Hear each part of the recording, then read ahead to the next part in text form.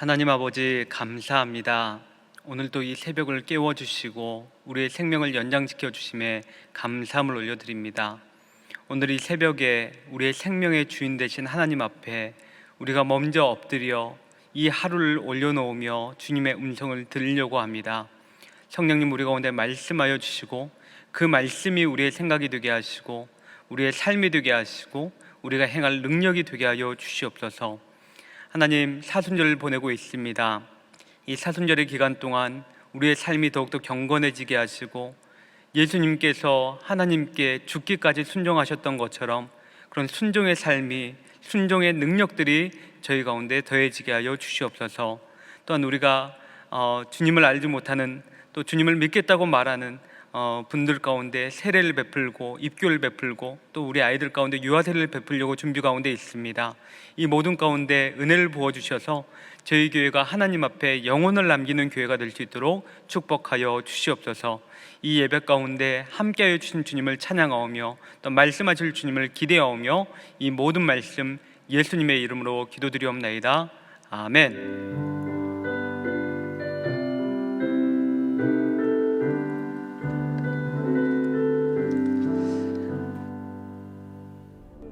그러나 그 날과 그 때는 아무도 모르나니 하늘의 천사들도 아들도 모르고 오직 아버지만 아시느니라. 노아의 때와 같이 인자의 임함도 그러하리라. 홍수전에 노아가 방주에 들어가던 날까지 사람들이 먹고 마시고 장가들고 시집가고 있으면서 홍수가 나서 그들을 다 멸하기까지 깨닫지 못하였으니 인자의 임함도 이와 같으리라. 그때 두 사람이 밭에 있음에 한 사람은 데려가고 한 사람은 버려둠을 당할 것이요, 두 여자가 맷돌질을 하고 있음에 한 사람은 데려가고 한 사람은 버려둠을 당할 것이니라. 그러므로 깨어 있으라. 어느 날에 너희 주가 임할는지 너희가 알지 못함이니라. 너희도 아는 바니 만일 집주인이 도둑이 어느 시각에 올 줄을 알았더라면 깨어 있어 그 집을 뚫지 못하게 하였으리라. 이러므로 너희도 준비하고 있으라. 생각하지 않은 때에 인자가 오리라. 충성되고 지혜 있는 종이 되어 주인에게 그 집 사람들을 맡아 때를 따라 양식을 나눠줄 자가 누구냐? 주인이 올 때 그 종이 이렇게 하는 것을 보면 그 종이 복이 있으리로다. 내가 진실로 너희에게 이르노니 주인이 그의 모든 소유를 그에게 맡기리라. 만일 그 악한 종이 마음에 생각하기를 주인이 더디 오리라 하여 동료들을 때리며 술 친구들과 더불어 먹고 마시게 되면 생각하지 않은 날 알지 못하는 시각에 그 종의 주인이 이르러 엄히 때리고 외식하는 자가 받는 벌에 처하리니 거기서 슬피 울며 이를 갈리라. 아멘. 하나님의 말씀입니다. 요즘 백신이 많이 보급되면서 팬데믹의 터널에서 빠져나오는 느낌이 든다라고 말씀하시는 분들이 많이 계십니다. 아직도 문제가 많이 남아있지만 삶이 회복된다는 가능성은 저희들에게 참 기쁜 소식인 것 같습니다. 하지만 팬데믹이 끝났다고 해서 우리 삶의 모든 문제들이 해결되는 것은 아닙니다. 요즘 저희가 경험하는 대로 인종차별이라든지 증오의 이슈들이 있고 또 디지털 화폐나 여러 가지 경제 펀더멘털이 흔들리면서 아직도 넘어야 되고 또 견뎌야 되는 그런 산들이 남아있는 것 같습니다. 모건 스카펙이라는 정신의학자가 아직도 가야 할 길이라는 책을 썼는데요. 이 책은 뉴욕타임즈 최장기 베스트셀러 북이고요. 23개국 언어로 번역되었고 정신과 의사나 심리 상담하시는 분들이 많이 추천하는 심리학 분야의 유명한 책입니다. 그런데 이분이 이 책 머리에 이렇게 시작합니다. 인생은 고해다. 다른 말로 하면 인생은 어려움이다 라는 것이죠. 이분이 많은 분들을 상담하다 보니까 공통적으로 많이 발견되는 문제가 내 인생의 문제가 있는 것은 비정상적이고 문제가 없어야 정상이다 라고 생각하는 경향이 있다는 것입니다. 그래서 이 생각을 교정하기 위해 많은 노력을 기울였다라는 내용들이 책에 기술되어 있습니다. 몇 주 전에 한국에서 사업하시는 한 집사님과 통화를 했습니다. 어떻게 사업은 괜찮으시냐고 한번 여쭤봤어요. 그랬더니 사업하시는 분들은 아무리 힘들어도 힘들다는 얘기를 안 하지 않습니까? 그 얘기가 새어나가면 투자에 이 영향이 있으니까요. 그래서 겉으로는 괜찮다고 말씀하시는데 중간에 한숨을 푹 쉬시는 거예요. 안 괜찮으신 거죠. 사업이 잘못되면 나만 무너지는 것이 아니라 내 동업자, 내 가족 모두 함께 무너지니까 얼마나 어깨가 무겁겠습니까? 남들은 사장님이라고 부르고 또 기업이 확장되는 것을 보면서 부러워하지만 그 안에 나름대로의 고통이 숨어 있다는 것이죠. 모든 사람의 인생에는 좋은 일도 있고 어렵고 힘든 일도 함께 있습니다. 좋은 일은 괜찮겠지만 우리가 어떻게 하면 이 힘들고 어렵고 외롭다고 느낄 때에 이 산을 잘 넘어갈 수 있을까? 오늘은 이 질문을 가지고 본문으로 들어가 보려고 합니다. 우리가 초대교회 하면 보통 1세기에서 4세기까지의 교회를 의미합니다. 그런데 성경에 나오는 초대교회는 1세기에서 늦어도 2세기 초반까지에 존재했던 교회들입니다. 그 이후에 나타나는 교회들은 성경보다는 교회 역사에 많이 등장합니다. 성경에 나오는 초대교회 성도들은 종말에 대한 관심이 아주 높았습니다. 이 세상은 계속 존재하는 것이 아니라 언젠가 무너지고 끝날 것이다. 이 신앙은 매우 성경적이고 또 우리가 현대 그리스도인들이 가지고 있는 신앙과도 동일하죠. 그런데 이분들의 신앙과 현대 교회 성도들의 신앙의 차이는 동일한 종말론적인 신앙은 가지고 있는데 템포가 다르다는 것입니다. 현대 그리스도인들은 종말은 이야기하지만 많은 분들이 그 종말의 타이밍이 급박할 것이라고는 잘 생각하지 않습니다. 그런데 초대교회 성도들은 아주 급박한 종말론을 가지고 있었습니다. 종말은 오늘 올 수도 있고 내일 올 수도 있다. 그렇다면 이분들이 왜 이렇게 긴박한 종말론을 가지고 있었을까? 그 이유는 시대 상황과 연결되어 있습니다. 마태복음이 언제 쓰여졌냐라는 것에 대해 여러 가지 논란이 있지만 대부분의 학자들은 AD 70년에 일어난 예루살렘 멸망과 관련이 있다고 하는데 동의합니다. 예루살렘 성전이 무너지는 것이 이 종말론과 어떤 상관이 있을까? 예수님께서 종말 예언하실 때에 예루살렘의 멸망과 연결해서 이중적인 의미로 예언하셨습니다. 성경 묵시문학의 특징이기도 한데요, 가까운 미래에 일어날 일과 멸망과 아주 먼 미래에 일어날 종말을 함께 이야기하는 것이죠. 그런데 초대교회 성도들은 이런 개념이 없었기 때문에 예루살렘이 멸망하면 이 세상도 함께 멸망한다 라고 믿고 있었던 것이죠. 그런데 로마가 와서 예루살렘을 실제로 무너뜨리니까 초대교회 성도들이 깜짝 놀라면서 종말의 때가 왔다, 종말이 곧 도래할 것이다 라고 믿고 있었던 것입니다. 종말의 신앙이 강해지면 그 신앙에 긍정적인 영향도 있지만 또 부정적인 영향도 함께 나타납니다. 강한 종말론적 신앙의 부정적인 영향은 크게 두 가지입니다. 첫째는 현실을 무시하게 됩니다. 어차피 세상이 끝나기 때문에 일상에서 일어난 일은 별로 안 중요하다는 것이죠. 두 번째는 영적인 것만 지나치게 강조하는 경향이 나타날 수 있습니다. 쉽게 이야기하면 집에도 안 가고 직장도 안 가고 아이들도 돌보지 않고 오직 교회에 모여서 함께 기도하고 방언하고 예언하고 환상 보고 이런 영적인 일들에 치중한다는 것이죠. 마태복음의 대상이 되는 마태교회에서는 어떤 현상이 일어났는가?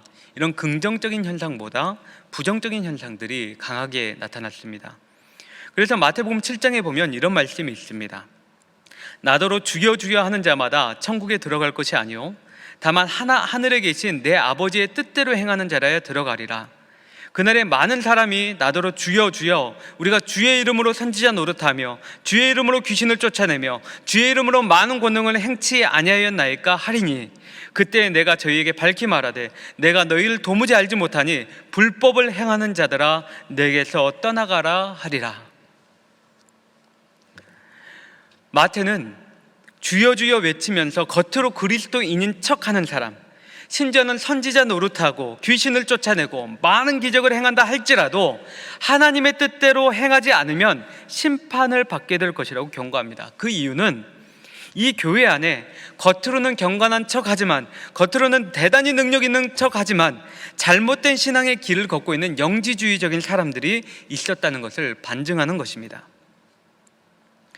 겉으로 그리스도인이 아니라 하나님의 뜻대로 행하는 자라야만이 그날의 주님의 나라에 들어가게 될 것인데, 그렇다면 이 하나님의 뜻은 도대체 무엇이냐라는 것이죠.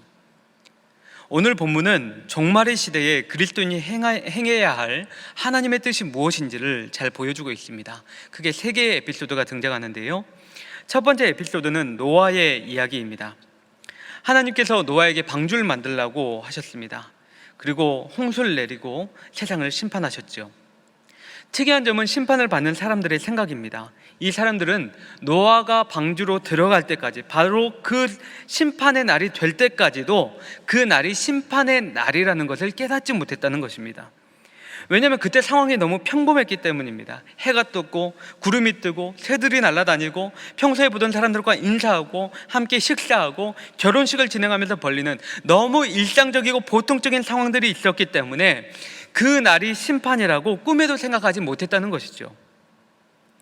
예수님께서 이 이야기를 통해서 종말은 너무 일상적이고 보통적인 상황에서 일어날 것이기 때문에 예측이 불가능할 것이다 라고 말씀하시는 것입니다. 예를 들어 두 사람이 밭일을 하는데 한 사람은 데려감을 당하고 한 사람은 그대로 버림을 받습니다. 두 사람이 맷돌을 갔는데 한 사람은 데려감을 당하고 한 사람은 버림을 받습니다. 만약 종말이라는 것을 알았다면 누가 일하러 갔겠습니까? 그리스도인이나 비그리스도인이나 그 누구도 이상하다라고 느끼지 못하는 바로 그 시간 속에 심판이 임한다는 것이죠. 그래서 그 날과 그 때를 예측하는 시도를 멈추라. 이것이 예수님의 예언이시고 경고입니다. 두 번째 에피소드는 도둑에 대한 비유입니다. 어떤 집에 도둑이 언제 들어올지 안다면 어떤 집주인이 평안하게 잠을 자고 있겠냐는 것이죠. 깨어서 대비할 것입니다. 예수님의 재림은 세상의 심판과 동시에 진행되는데 그 사건이 언제인지는 모르지만 반드시 일어납니다. 반드시 일어납니다. 그래서 성도가 해야 할 일은 그 시간을 맞추는 게임을 하는 것이 아니라 예수님이 다시 오실 때에 잠들어 있지 않고 깨어 있어야 한다라는 것을 말씀하시는 것이죠. 왜? 그때가 반드시 일어나기 때문입니다. 세 번째 에피소드는 착한 종과 나쁜 종의 비유입니다. 착한 종은 충성되고 지혜 있는 종이고 나쁜 종은 악하고 게으른 종입니다. 어떤 주인이 먼 길 떠나면서 이 종들에게 집안일을 맡겼습니다. 착한 종은 맡은 일을 충성되게 잘 감당했습니다. 그런데 나쁜 종은 동료들을 때리고 술 친구와 더불어서 방탕하고 타락한 생활을 보냈다는 것이죠. 그런데 갑자기 주인이 찾아왔습니다. 그리고 이 두 모습을 목격하게 됩니다. 착한 종에게는 칭찬하면서 너무 잘했다, 내가 너에게 나의 모든 소유를 맡기겠다, 그렇게 보상을 하시죠. 하지만 나쁜 종은 엄하게 때리고 밖에 쫓아내면서 거기에서 슬피 울며 이를 갈게 하는 처벌이 내려집니다.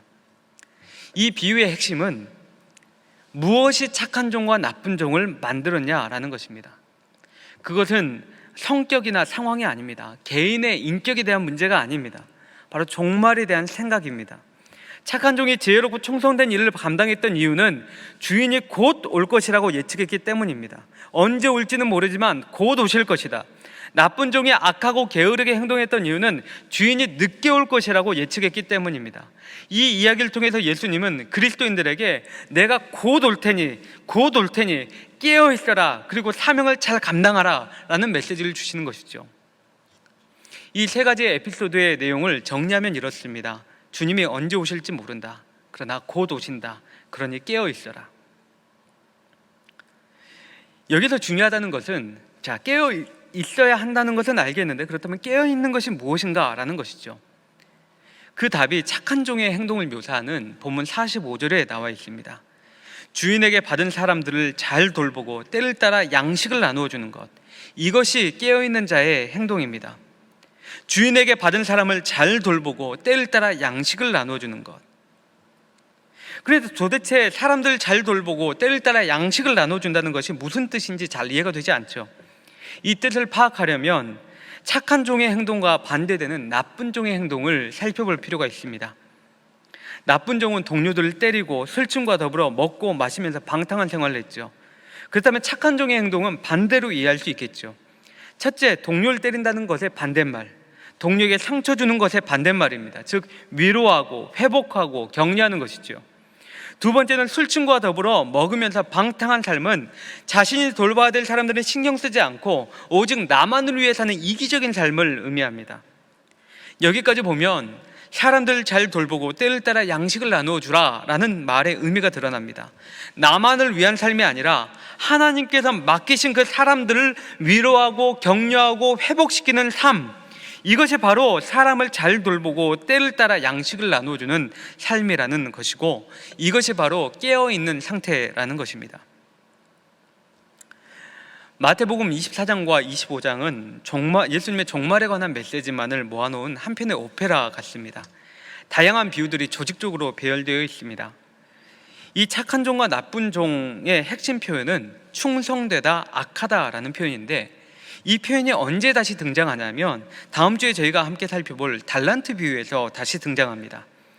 우리는 달란트 하면 탤런트와 연결되기 때문에 능력이라고 생각하죠. 기질, 아니면 어떤 천재적인 재능.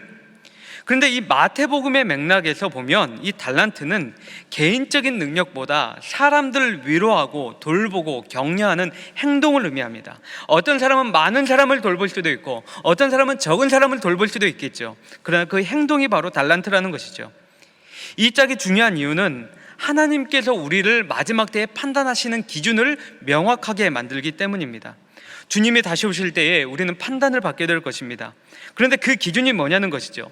그것은 대단한 능력이나 위대한 역사를 얼마나 이루었느냐, 그런 것이 아니고 하나님께서 맡기신 사람들을 얼마나 위로하고 격려하고 돌보면서 그 영혼들을 남겨냈냐라는 것입니다. 바로 그 사람이 본문에서 말하는 충성되고 지혜로운 종입니다. 본문에서 또 한 가지 살펴볼 질문은, 그렇다면 도대체 왜 마태교회 성도들은 예수님께서 그렇게 관심을 두지 말라고 말하는 그 예수님이 언제 오시는지 그 타이밍에 관심이 많았냐라는 것입니다. 여러분, 종말에 관심이 많으신 분들은요, 현실에 관심이 덜하다는 의미입니다. 그리스도인들은 하늘에 속한 사람들입니다. 그런데 우리가 왜 이 땅에 존재해야 될까요? 목적이 있습니다. 그 목적을 소명이라고 부르죠. 이 땅에서 해내야 할 그 소명이 명확한 사람은 주님의 재림은 기대는 하지만 그 때의 정보를 가지고 이렇다 저렇다 말할 여유가 없습니다. 왜냐하면 지금 오늘 이 소명 감당하는 일도 힘에 버겁고 바쁘고 힘들기 때문입니다. 때의 질문에 강한 사람은 오늘 우리가 이 땅에서 무엇을 해야 되는지 소명이 불명확한 사람들이에요. 마치 아담과 하와가 하나님께서 이 땅을 정복하고 다스리라는 그 소명을 주셨는데 그 소명에 무관심할 때에 하나님과 피조물의 경계를 넘으려고 했던 것처럼 그 모습과 유사합니다.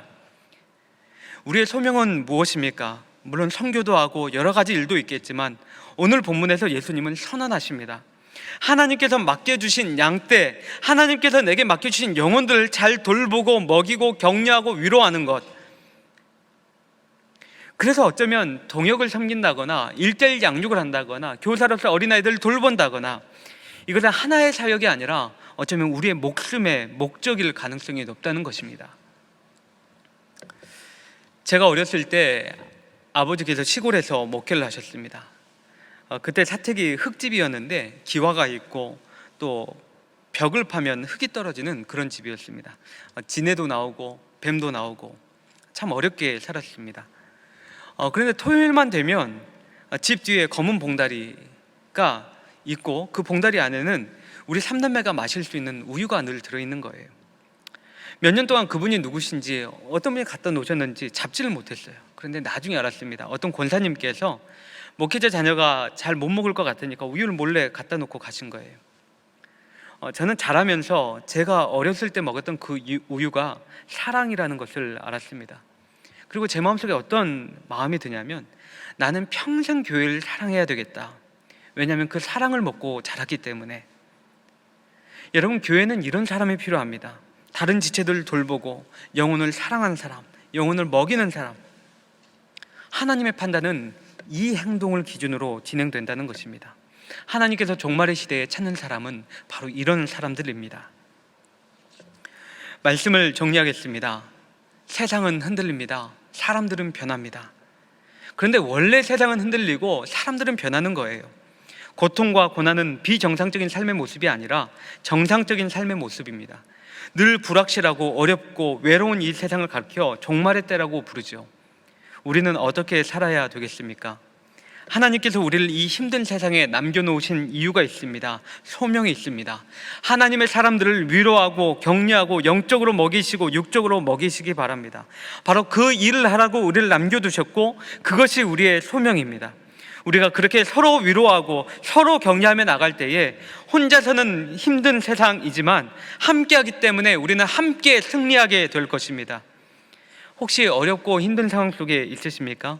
함께 이겨나가는, 그래서 종말의 때에 하나님께서 찾으시는 우리 모두가 되시기를 주님의 이름으로 축복합니다. 다 함께 기도하겠습니다. 이 시간 함께 기도할 때는 먼저 말씀을 붙잡고 기도하면 좋겠습니다. 주님께서 말씀하셨습니다. 종말의 때에 내가 오는 그날에 내가 너를 판단할 일이 있을 것이다. 그 판단의 기준은 네가 얼마나 대단한 일을 했는가, 얼마나 많은 성공을 거뒀는가가 아니고 내 주변에 있는 하나님의 사람들을 얼마나 많이 위로하고 격려하고 그 영혼들을 보살폈는가, 바로 그것이 종말에 내가 너를 판단할 기준이라고 말씀하십니다. 주님, 우리가 이 마지막 때를 살수록 서로가 서로를 격려하고 위로하는 자들이 되게 하여 주시옵소서. 하나님의 사람들을, 하나님의 교회를 세워가는 사람들이 되게 하여 주시옵소서. 기도하면 좋겠습니다. 또 한 가지 기도할 때는 내일 예배를 위해서 기도하면 좋겠습니다.